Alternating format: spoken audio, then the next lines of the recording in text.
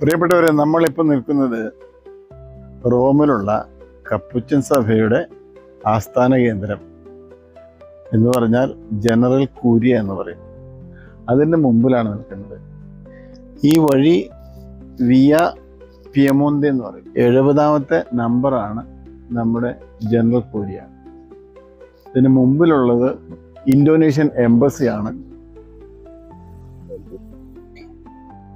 പുറകിൽ കാണുന്നത് 2000 വർഷം പഴക്കമുള്ള പഴയ റോമൻ വലിയൊരു റോമൻ ഭിത്തി ഉണ്ടായിരുന്നു. റോമൻ സിറ്റിയുടെ ചുറ്റുമുണ്ട്.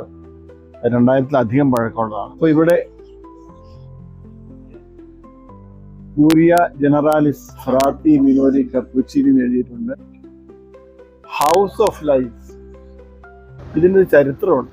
2ാം ലോകമഹായുദ്ധത്തിൻ്റെ സമയത്ത് 1943-45 കാലഘട്ടത്തിൽ ഈ പ്രദേശത്തെല്ലാം ധാരാളം യഹൂദർ താമസിച്ചിരുന്നു.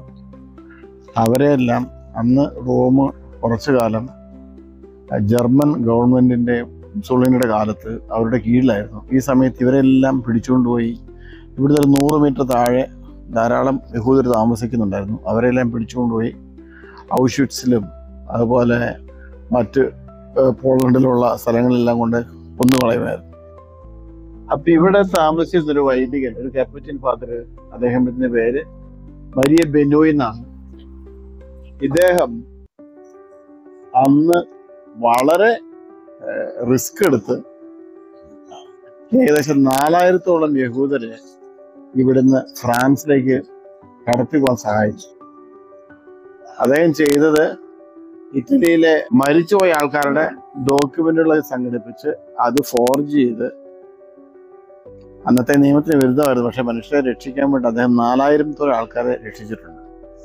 അപ്പൊ അതിൻ്റെ ഒരു അംഗീകാരമായിട്ട് പിന്നീട് വന്ന ഒരു ഓർഗനൈസേഷൻ, ഇദ്ദേഹം ഇവിടെയാണ് താമസിച്ചിരുന്നത്. അതുകൊണ്ടാണ് ഇതിന് ഹൗസ് ഓഫ് ലൈഫ് എന്നുള്ളൊരു ടൈറ്റിൽ കൊടുക്കാൻ കാരണം. ഇനി നമുക്ക് അകത്തേക്ക് പോകാം. ഇതാണ് നമ്മുടെ പ്രധാന എൻട്രൻസ്. ഇവിടെ നിരവധി ഭാഷകളിലായിട്ട് സമാധാനം സൗഭാഗ്യം എന്ന് എഴുതി വെച്ചിട്ടുണ്ട്. പാച്ചെ ബേനെ, പാക്സെത്ത് ബോനും, പിന്നെ വിവിധങ്ങളായ ഭാഷകളിൽ പീസ് ആൻഡ് ജോയ്. ഇതാണ് കപ്പുച്ചിൻ സഭയുടെ അടിസ്ഥാന സന്ദേശം. നമുക്കറിയാം, ഫ്രാൻസിസ് അസീസി തൻ്റെ ജീവിതം ആരംഭിക്കുന്ന സമയത്ത് തന്നെ നമുക്കറിയാം, അന്ന് അസീസിയിലധികം ഭീകരമായ യുദ്ധവും പ്രശ്നങ്ങളും നടന്ന സമയമായിരുന്നു. അപ്പോൾ അങ്ങനെയാണ് അദ്ദേഹം ഈ ഒരു ഫ്രേസ് സമാധാന സൗഭാഗ്യം, എല്ലാവരും നമ്മൾ ഗുഡ് മോർണിംഗ് ഗുഡ് ഈവനിങ് പറയുന്ന സമയത്ത് ഇത് തൻ്റെ സഹോദരന്മാരുടെ ഒരു വിഷിംഗ് ഫ്രേസ് ആയിട്ട് അദ്ദേഹം എടുത്തു, പാച്ചബേനെ. അപ്പോൾ അതുകൊണ്ടാണ് ഏത് കപ്പുച്ചിൻ ഹൗസ് ചെന്നാലും പൊതുവെ ലോകത്ത് പഠിച്ചാലും ഈ സമാധാന സൗഭാഗ്യം എന്ന് കാരണം ഫ്രാൻസിസിൻ്റെ ബേസിക് സന്ദേശമാണത്. അത് ഫ്രാൻസിസിൻ്റെ സന്ദേശമല്ല, ഉദ്ധിതനായ കർത്താവ് നമുക്ക് ഏറ്റവും വലിയ സന്ദേശം സമാധാന സൗഭാഗ്യമാണ്. അപ്പം അതുകൊണ്ട് ഈ ഒരു വിഷിംഗ് ഫ്രേസ് നമ്മൾ എല്ലായിടത്തും കാണാറുണ്ട്. ഇനി നമുക്ക് ഉള്ളിലേക്ക് കിടക്കാം. കപ്പുച്ചിൻ ജനറൽ കൂരിയയുടെ ഉൾപ്രദേശമാണിത്. നമുക്ക് ബഹുമാനപ്പെട്ട സ്കറിയ കല്ലൂരച്ഛൻ്റെയും തോമസ് തട്ടിലച്ഛൻ്റെയും കൂടെ നടന്നുകൊണ്ട് കപ്പുച്ചിൻ സഭയുടെ ജനറൽ കൂരിയ ജനറലേറ്റ് ഒന്ന് കണ്ട് മനസ്സിലാക്കാം. കപ്പുച്ചിൻ സഭ തിരുസഭയ്ക്ക് ഒത്തിരി വിശുദ്ധരെ പ്രദാനം ചെയ്തിട്ടുണ്ട്. കപ്പുച്ചിൻ സഭ വിശുദ്ധരാകാനുള്ള ഒരു വഴി കൂടിയാണ്.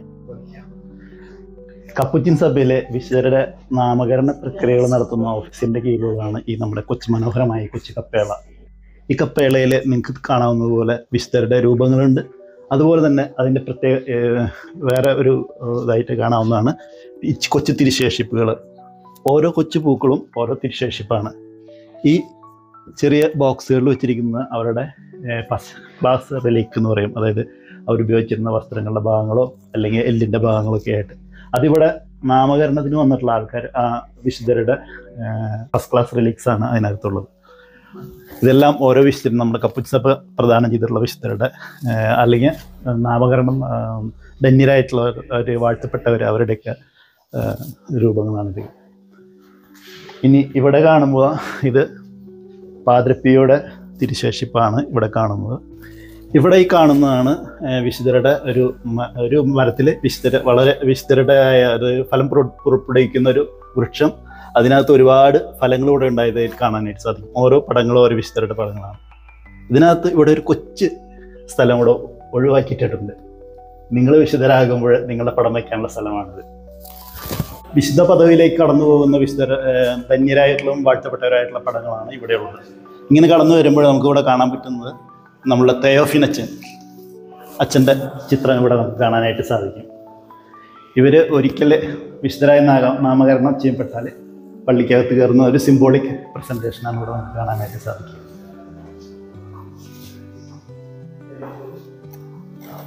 ഞങ്ങളുടെ മെയിൻ ചാപ്പൽ ഇവിടെ ഇരിക്കുന്ന സക്രാരി ഒരു 500 വർഷങ്ങൾക്ക് മുമ്പ് ഒരു ഫ്രയർ ഉണ്ടാക്കിയതാണ്. ഇതാണ് ഞങ്ങൾ പ്രാർത്ഥിക്കുന്ന കൊയർ. പ്രാർത്ഥന, ധ്യാനം, അങ്ങനെ ദൈവാനുഗ്രഹപ്രദമായി ദൈവസന്നിധിയിൽ നിന്നാണ് ഞങ്ങൾ ഓരോ ദിവസവും ആരംഭിക്കുക. പ്രാർത്ഥനയും പ്രവർത്തനവും അല്ലെങ്കിൽ കോണ്ടംപ്ലേഷൻ ആൻഡ് ആക്ഷൻ സമന്വയിപ്പിച്ചതാണ് കപ്പുച്ചിൻ ജീവിത ശൈലിയുടെ ഒരു പ്രത്യേകത. കപ്പുച്ചിൻ ജനറലേറ്റ് എന്ന് പറയുമ്പം കപ്പുച്ചിൻ സഭയുടെ ഭരണസ്ഥിരായ കേന്ദ്രമാണ്. അതായത് 110ഓളം രാജ്യങ്ങളിലായിട്ട് വ്യാപിച്ചു കിടക്കുന്ന വലിയൊരു സന്യാസ സമൂഹമാണ് നമ്മൾ. ഇന്ന് 10,000-ലധികം അംഗങ്ങളുണ്ട്, സഹോദരന്മാരുണ്ട്. അതായത് പെർപ്പച്വലി ബ്രദേഴ്സ് ആയിട്ടുള്ളവരും അതേപോലെ വൈദികരായിട്ടുള്ളവരും. ലോകത്ത് മൊത്തം 75ഓളം കപ്പുച്ചിൻ ബിഷപ്പ്മാരുണ്ട്. നമ്മുടെ തൊട്ടടുത്ത് പാകിസ്ഥാനിലുണ്ട്. പാകിസ്ഥാനിൽ ഏകദേശം 60ഓളം കപ്പുച്ചിൻ അച്ഛന്മാരുണ്ട്. വളരെ രസകരമായൊരു കാര്യം എന്ന് പറഞ്ഞാൽ പാകിസ്ഥാനിൽ ഒരു കപ്പുച്ചിൻ ബിഷപ്പുണ്ട്. പക്ഷേ 2,050ഓളം കപ്പുച്ചിൻസുള്ള ഇന്ത്യയിലെ കപ്പുച്ചിൻസ് ബിഷപ്പ് മുമ്പുണ്ടായിരുന്നു, പക്ഷേ ഇപ്പോൾ ഇല്ല. വെനത്തോയിലായിരുന്നു നേരത്തെ ജനറലേറ്റ് 1600-കളിലൊക്കെ. അപ്പോൾ പലപ്പോഴും ഈ പോർക്ലേയേഴ്സ് എന്നുള്ളതും കപ്പുച്ചിൻ സഭയുടെ തന്നെ വളരെ ഒരു അവിഭാജ്യ ഘടകം പോലെയാണ്. അവർ മിണ്ടാമടമാണ് അവർ കപ്പുച്ചിൻ പോർക്ലേയേഴ്സ് എന്നുള്ളത്. അപ്പോൾ നെപ്പോളിയൻ്റെ കാലഘട്ടത്തിൽ മതപീഡനം ഉണ്ടാകുന്ന സമയത്ത് അവർക്ക് നമ്മൾ ഈ ജനറൽ കൂരിയെ വിട്ടുകൊടുക്കുന്ന ഒരു ശൈലി കപ്പുച്ചിൻസ് ഉണ്ടായിരുന്നു. അങ്ങനെ അവർക്ക് നമ്മുടെ ഈ പ്രസ്ഥാനമെല്ലാം വിട്ടുകൊടുത്തു. അതിനുശേഷമാണ് 1907 ഈ ലൊക്കേഷനിലേക്ക് നമ്മൾ വരുന്നത്. ഇവിടെ ഇത് പണിതത്, ഈ ഒരു സ്ട്രക്ചർ പണിത് 1950 എൻ്റെ ഇപ്പോഴത്തെ ഈ കാണുന്ന സ്ട്രക്ചർ 1950 അന്നത്തെ ക്ലെമൻ്റ് ഓഫ് മിൽവോക്കി എന്ന് പറയുന്ന ജനറലിൻ്റെ കാലത്ത് പണിതാണ്. പക്ഷേ അതിനുശേഷം 2010 ജനറലായിരുന്ന മൗറോ യൂറി, സ്വിറ്റ്സർലൻഡുകാരനാണ്. അദ്ദേഹത്തിൻ്റെ കാലത്ത് ഇത് വീണ്ടും ഒന്ന് റെനോവേറ്റ് ചെയ്യേണ്ടത്. അപ്പോൾ ആ ഒരു അവസ്ഥയിലാണ് ഇപ്പം നമ്മൾ കാണുന്നത്. ഞങ്ങൾ 2 മലയാളികളാണ് ജനറൽ കൂരിയായി വർക്ക് ചെയ്യുന്നത് ഇപ്പോഴുള്ളതിൽ. Father Thomas പഴസ്കറിയ. ഇവിടെ നമ്മൾ 16 രാജ്യങ്ങളിൽ നിന്നായിട്ട് 40ഓളം സഹോദരന്മാരുണ്ട്. കപ്പുച്ചിൻ സഭയുടെ ഒരു പ്രത്യേകത എന്ന് പറഞ്ഞാൽ നമ്മൾ അച്ഛന്മാർ ബ്രദേഴ്സ് എന്ന് പറയുന്നതിനേക്കാളും ഞങ്ങൾ സഹോദരന്മാരാണ് പുതിയ പറയപ്പെടുന്നത്. എല്ലാവരും സഹോദരന്മാരാണ്. അതുകൊണ്ടാണ് ഞങ്ങളിപ്പോഴും സഹോദരന്മാർ, ബ്രദർ എന്നൊക്കെ നമ്മൾ പറയാം. ഇതിൽ കൂടുതലും ഇന്ത്യക്കാരുണ്ട്. നമ്മൾ വ്യത്യസ്ത പ്രൊവിൻസുകൾ 7ഓളം പേരുണ്ട്. ബാക്കി ബ്രസീൽ, പിന്നെ ആഫ്രിക്ക എന്ന് പറയുന്ന പേരുണ്ട്, പിന്നെ യൂറോപ്പിൻ്റെ മറ്റു രാജ്യങ്ങളായിട്ട്. അപ്പോൾ ഇത്രയും വലിയൊരു സംവിധാനം ആയതുകൊണ്ട് അതിന് വ്യത്യസ്തമായ ഡിപ്പാർട്ട്മെൻറ്റുകൾ ആവശ്യമാണ്. അപ്പോൾ അതുകൊണ്ട് നമുക്കിവിടെ പല ഡിപ്പാർട്ട്മെൻറ്റുകളുണ്ട്. ഉദാഹരണത്തിന് തോമസ് ചേട്ടൻ ഞങ്ങളുടെ സാമ്പത്തിക കാര്യത്തിൻ്റെ അസിസ്റ്റൻ്റായിട്ട് വർക്ക് ചെയ്യുന്ന ജനറൽ തലത്തിൽ മൊത്തത്തിൽ. അതേപോലെ തന്നെ ഇവിടെ ഫോർമേഷൻ്റെ പരിശീലനത്തിൻ്റെ വലിയൊരു ഡിപ്പാർട്ട്മെൻറ്റുണ്ട്. അതേപോലെ സ്റ്റാറ്റിസ്റ്റിക്സ് ഉണ്ട്. സഭയുടെ ചരിത്രം, കപ്പുച്ചിൻ സഭയെ സംബന്ധിച്ച് ചരിത്രം വളരെ പ്രധാനപ്പെട്ടതാണ്. അത് കാരണം ഞാനത് കാണിച്ചു തരാം. കപ്പുച്ചിൻ സഭയുടെ ആദ്യത്തെ ജനറലായിരുന്ന മത്തിയോ ബാസിയോ തൊട്ട് ഈ ലാസ്റ്റ് ജനറലായിരുന്ന മൗറോയുടെ വരെയുള്ള കാലഘട്ടവും അതേപോലെ ചിത്രങ്ങളും ജനറൽ കൂരിയ ശേഖരിക്കുന്നുണ്ട്. അതുപോലെ തന്നെ നമ്മൾ സകല ഡീറ്റെയിൽസും ഒരു വലിയൊരു ഡേറ്റ സംവിധാനം നമുക്കുണ്ട്. ഒപ്പം തന്നെ ഒരു ജനറൽ കൂരിയയുടെ ഒരു ജനറൽ ടേം എന്ന് പറയുന്നത് 6 വർഷമാണ്. ഒരു ജനറൽ അച്ഛനും അദ്ദേഹത്തെ സഹായിക്കാനായിട്ട് കൗൺസിലേഴ്സായിട്ട് 9 പേരും. അവർ ഓരോ കോൺഫറൻസിലായിട്ടാണ് നമ്മൾ അറിയപ്പെടുന്നത്. ഇപ്പോൾ ഇന്ത്യ ഒരു കോൺഫറൻസാണ്. ഇന്ത്യയുടെ ഇപ്പോഴത്തെ ജനറൽ കൗൺസിലർ ലോറൻസ് സുസൈനാഥൻ, അദ്ദേഹം തമിഴ്നാട്ടുകാരനാണ്.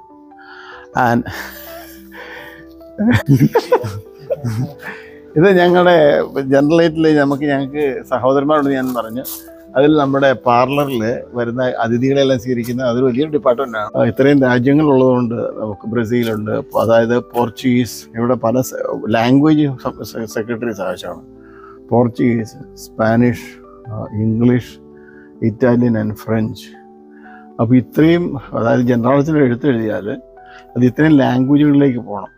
ഒരു കമ്മ്യൂണിക്കേഷൻ എടുത്ത് കൊടുക്കുമ്പം അത് ഇത്രയും ലാംഗ്വേജുകളിലേക്ക് പോകണം. കാരണം ഇത്രയും വ്യത്യസ്തമായ ഭാഷകൾ സംസാരിക്കുന്ന സ്ഥലങ്ങളിലെല്ലാം കപ്പുച്ചിൻസ് ഉള്ള സ്ഥിതിക്ക് അതുകൊണ്ട് വലിയ ഒരു സെക്രട്ടേറിയറ്റ് ഇങ്ങനെ ട്രാൻസ്ലേഷൻ്റെയും എല്ലാം ഉണ്ട്.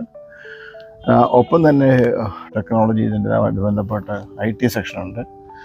അതോടൊപ്പം തന്നെ കപ്പുച്ചിൻ സഭയുടെ വലിയൊരു ഒരു കാരിസ്യത്തിൻ്റെ ഭാഗമാണ് പ്രത്യേകിച്ച് സമാധാനത്തിനും നീതിക്കും പ്രകൃതിയുടെ സംരക്ഷണത്തിനും വർക്ക് ചെയ്യുക എന്നുള്ളത്. അതിൻ്റെ ഉത്തരവാദിത്വം ഫാദർ സ്കറിയ. അദ്ദേഹത്തിനെ പരിചയപ്പെടുത്താൻ നിങ്ങൾ കുറേ പേര് അറിയായിരിക്കും. കണ്ണൂരൊക്കെ നന്നായിട്ട് പ്രവർത്തിച്ച് അവിടെ ഒരുപാട് അക്രമങ്ങളുടെയൊക്കെ ഒരു കുറവ് വരുത്താനായിട്ടുള്ള ഒരു കാരണം അദ്ദേഹമാണ്. അങ്ങനെ അദ്ദേഹത്തിൻ്റെ പ്രവർത്തനം കണ്ട് ഇഷ്ടപ്പെട്ട് ജനറൽ ഇവിടെ വിളിച്ചതാണ്. അപ്പോൾ ഉന്നതമായ പല മിഷൻ മേഖലകളും അദ്ദേഹത്തിന് ഇനി മുന്നോട്ട് പോകുന്നുണ്ട്. അപ്പോൾ അതിൻ്റെ പല രാജ്യങ്ങളായിട്ടുള്ള ദേശമായിട്ട് കോർഡിനേറ്റ് ചെയ്ത് ഈ സമാധാനത്തിൻ്റെ പ്രക്രിയയിൽ വേണ്ടി ഒത്തിരി വർക്ക് ചെയ്യുന്നു. അത് അദ്ദേഹത്തിന് എല്ലാവിധ ആശംസകളും നമ്മൾ നേരുന്നു. നമ്മുടെ ഒരു വലിയ ഉത്തരവാദിത്തമാണ്. കാരണം നമുക്ക് ഇന്നിപ്പോൾ യുദ്ധം നടക്കുകയാണ്, എല്ലാവർക്കും അറിയാം. ഞങ്ങളെപ്പോഴും ചർച്ച ചെയ്യുന്ന ഇവിടെ വിഷയം എങ്ങനെ ഈ യുദ്ധത്തെക്കുറിച്ചും അതിൻ്റെ കെടുതികളെക്കുറിച്ചൊക്കെയാണ്. അതല്ലാണ്ട് എങ്ങനെ നമുക്ക് സ്ഥാനം പിടിക്കാം, എല്ലാം ഇതൊന്നുമല്ല ഞങ്ങളെ ചർച്ചകളിലൂടെ. അതുപോലെ ലോകത്തിൻ്റെ പല വിഷയങ്ങളും. കാരണം ഫ്രാൻസിസിൻ്റെ നമുക്കറിയാം, ഫ്രാൻസിസ് മാർപ്പാപ്പ തന്നൊരു വലിയൊരു ഇൻസ്പിറേഷൻ ഉണ്ട് ഈ കാലഘട്ടത്തിൽ, പ്രത്യേകിച്ച് പ്രകൃതി സംരക്ഷണത്തിനായിട്ടാണ്, യുദ്ധത്തിനായിട്ടാണ്. അപ്പോൾ അതുമായിട്ട് ബന്ധപ്പെട്ട് ലോക സമൂഹമായിട്ട് ബന്ധപ്പെടുത്തി പ്രവർത്തിക്കുക അത് വലിയൊരു ഉത്തരവാദിത്തമാണ്. അങ്ങനെ നമ്മൾ ചെറുതായിട്ട് ചെയ്തുകൊണ്ടിരിക്കുന്നു. ഫ്രാൻസിസ് സ്ഥാപിച്ച ഫ്രാൻസിസ് സഭയിൽ വന്ന വലിയൊരു റിന്യൂവൽ മൂവ്മെൻ്റ് ആയിരുന്നു കപ്പുച്ചിൻ പ്രസ്ഥാനം. അതിന് തുടക്കമിട്ട ആളാണ് മത്തയോ ബാസിയോ 1529. ഇദ്ദേഹമായിരുന്നു കപ്പുച്ചിൻ സഭയുടെ ഏറ്റവും ആദ്യത്തെ ജനറൽ. അപ്പോൾ ഈ ജനറൽ മുതൽ ബാക്കി ഇന്ന് അവസാനം ഉള്ള ജനറൽ വരെ എല്ലാവരുടെയും വർഷവും ചിത്രവും ഇവിടെ ഈ ജനറേറ്റിലുണ്ട്. അടുത്ത ആൾ ഏറ്റവും പ്രധാനപ്പെട്ട Lawrence of ബ്രണ്ടിസ് 1602 1605.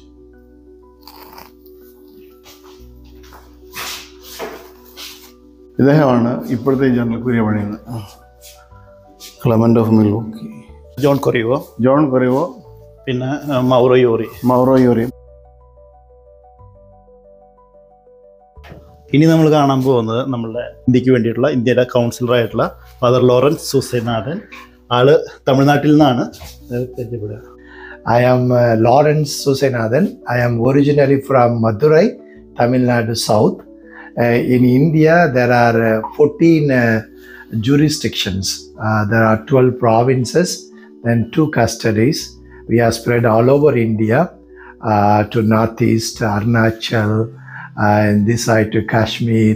So the Indian Capuchins are there in 14 jurisdiction. We are 2,300 in the order, and God has blessed Indian provinces with very many growth and vocations.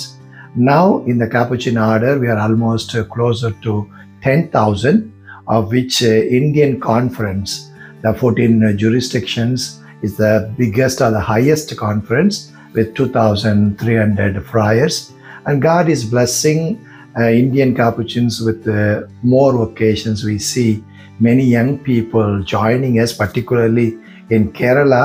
The Lord is blessing us with many vocations.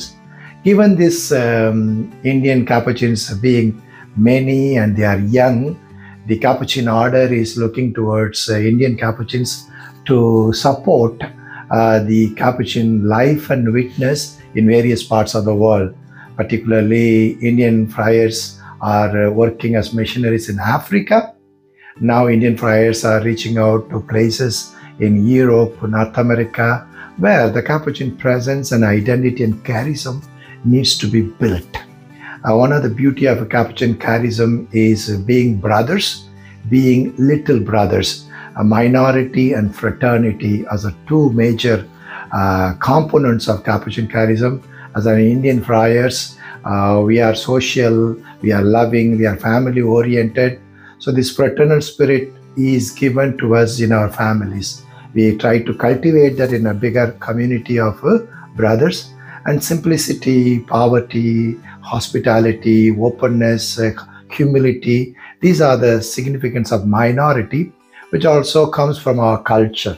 So it is important for our Indian Capuchins to strengthen this minority and fraternity that we have in our culture, but to make it stronger and radiate this in our daily lives is a challenge for us. And I'm sure that God will continue to guide the Capuchin order in various ways. Africa is also growing very fast. India has got a lot of potentialities, and there is so much of hope in St. Francis, because he continues to carry forward his vision. And after 800 years, still Francis is very, very attractive. I'm sure that the legacy of Francis being continued by very many brothers from all over the world. We from India, I am the counselor in charge of Indian Conference, but we work for the order. So I become the reference person. So my responsibility is to bring up and accompany the spirit of St. Francis. Next year will be the 800th death anniversary of St. Francis, to which we are all preparing ourselves. And 2028 is the Capuchin Reformation of 500 years, Capuchin Reformation, so for which we are also preparing. I'm so happy to meet you all through interaction through the help of Brother Vinith, propagating, communicating Capuchin, Christian and holy faith to the people around the world. Nice to meet you all. Thank you. സാധാരണ Capuchin ദേവാലയങ്ങളെല്ലാം കാണുന്ന ഒരു പ്രത്യേകതയാണ് സാന്താമിയാനോ crucifix എന്ന് പറയും. അസീസിയിലെ സാന്താമിയാനോ ദേവാലയത്തിൽ Francis അസീസിക്ക് ദർശനമുണ്ടായ ഒരു ഐക്കണാണത്. ഇതിൻ്റെ പ്രത്യേകത എന്ന് പറയുന്നത് നിങ്ങൾ ശ്രദ്ധിച്ചിട്ടുണ്ടാവും. സാധാരണ കുരിശിൽ ക്രിസ്തുവിൻ്റെ തല താഴ്ന്നും കണ്ണുകൾ അടഞ്ഞുമാണ്. ഇവിടെ കണ്ണ് തുറന്ന് തല ഉയർത്തി നിൽക്കുന്ന രൂപം, അതുപോലെ കൈകൾ വിരിച്ചിട്ടാണുള്ളത്. ഇതിന് മുകളിൽ കാണുന്നത് സ്വർഗത്തിൻ്റെ ഒരു രൂപമാണ്. അതായത് രക്ഷാകര കർമ്മം പൂർത്തിയാക്കി പിതാവിൻ്റെ സന്നിധിയിലെ പിതാവിനെ ആരാധിക്കുന്ന മാലാഖമാർ. നടുവിൽ കാണുന്നത് കാൽവരിയാണ്. അതിൻ്റെ ഇരുവശങ്ങളായിട്ട് മാതാവും യോഹന്നാനെയും കാണുന്നുണ്ട്. അതേപോലെ കർത്താവിൻ്റെ കുരിശിൻ്റെ കരങ്ങൾക്ക് പിറകിലായിട്ട് കറുത്ത ഒരു പാളിയാണ്. അത് വാസ്തവത്തിൽ യേശുവിനെ കബറടക്കിയ കല്ലറയാണ്. അപ്പോൾ ഇവിടെ തൻ്റെ ദൗത്യം പൂർത്തിയാക്കി സ്വർഗത്തിൽ പിതാവിനോടൊത്തായിരിക്കുന്ന യേശു ക്രൂശിതനായി തന്നെ നിലനിൽക്കുന്നതാണ്. ഇതൊരു കോമ്പിനേഷനാണ്. അതായത് സഹനത്തിൻ്റെയും ഉത്ഥാനത്തിൻ്റെയും കോമ്പിനേഷനാണ്. ഇതായിരുന്നു ഫ്രാൻസിസ് അസീസിയെ ഏറ്റവും അധികം സ്വാധീനിച്ച ഒരു വലിയ ഐക്കൺ. അപ്പോൾ ക്രൂശിതനാണ്, അതേസമയം ഉദ്ധിതനുമാണ്. ആ യേശുവിൻ്റെ മുമ്പിൽ നമുക്ക് ഇന്നായിരിക്കാം. ഈ ഒരു ചാപ്പലിലായിരിക്കുമ്പോൾ നൂറുകണക്കിന് കപ്പുച്ചിൻ വൈദികർ 1900 മുതൽ പ്രാർത്ഥിച്ച ഈ മഹത്തായ ഈ ചാപ്പലിൽ നമ്മളായിരിക്കുമ്പോൾ നമുക്ക് തമ്പുരാൻ നന്ദി പറയാം. പ്രത്യേകിച്ച് കപ്പുച്ചിൻ സഭയിലൂടെ ലോകത്തിന് ദൈവം നൽകിയ മഹത്തായ ദാനങ്ങളെ ഓർത്ത് നമുക്കറിയാം. പാദ്രി പിയോ മുതൽ ഇന്നിപ്പോൾ കേരളത്തിൽ വന്നുകൊണ്ടിരിക്കുന്ന ആർമണ്ടച്ചനും അതുപോലെ തെയോഫിനച്ചനും, ഇവരൊക്കെ ഈ മഹത്തായ കപ്പുച്ചിൻ ചൈതന്യത്തിൻ്റെ ഭാഗമാണ്. കൂടുതൽ നിങ്ങൾ കപ്പുച്ചിൻ സഭയെ സ്നേഹിക്കുക, കുഞ്ഞുങ്ങളെ സഭയിലേക്ക് പറഞ്ഞു വിടുക. അങ്ങനെ ഈ ചൈതന്യം ലോകം മുഴുവൻ വ്യാപിക്കട്ടെ. നമുക്കൊരു നിമിഷം പ്രാർത്ഥിക്കാം. നല്ല തമ്പുരാനെ, ഇന്ന് ലോകം യുദ്ധത്തിൻ്റെ കെടുതികൾ അനുഭവിക്കുന്ന ഈ കാലഘട്ടത്തിൽ അതുമൂലം വേദന അനുഭവിക്കുന്ന സകല മനുഷ്യരെയും, അവർ മുസ്ലിങ്ങളായാലും ക്രിസ്ത്യാനികളായാലും യഹൂദരായാലും അവരെല്ലാം അങ്ങയുടെ സന്നിധിയിൽ സമർപ്പിക്കുന്നു. നിന്റെ തിരുരക്തത്താൽ രക്ഷിക്കപ്പെട്ട ഒരു മനുഷ്യജീവൻ പോലും ഒലിയാൻ അങ്ങ് അനുവദിക്കരുതേ. അതിന് യുദ്ധകുതിയന്മാരായ നേതൃത്വം കൊടുക്കുന്ന നേതാക്കൾക്ക് നല്ല ദർശനം നൽകണമേ എന്ന് പ്രാർത്ഥിക്കുന്നു. നിങ്ങളുടെ ഓരോ കുടുംബാംഗങ്ങൾക്കും ദൈവത്തിന് അനുഗ്രഹം ഉണ്ടാവട്ടെ, പരിശുദ്ധ അമ്മയുടെ സംരക്ഷണം ഉണ്ടാവട്ടെ, ഫ്രാൻസിസ് അസിയുടെ നിരന്തരമായ പ്രാർത്ഥനയും ഉണ്ടാവട്ടെ. നമ്മുടെ കർത്താവായ ഈശോ മിശിഹായുടെ കൃപയും പിതാവായ ദൈവത്തിൻ്റെ സ്നേഹവും പരിശുദ്ധാത്മാവിൻ്റെ സഹവാസവും നിങ്ങളോടുണ്ടായിരിക്കട്ടെ, ഇപ്പോഴും എപ്പോഴും എന്നേക്കും. Praise the Lord.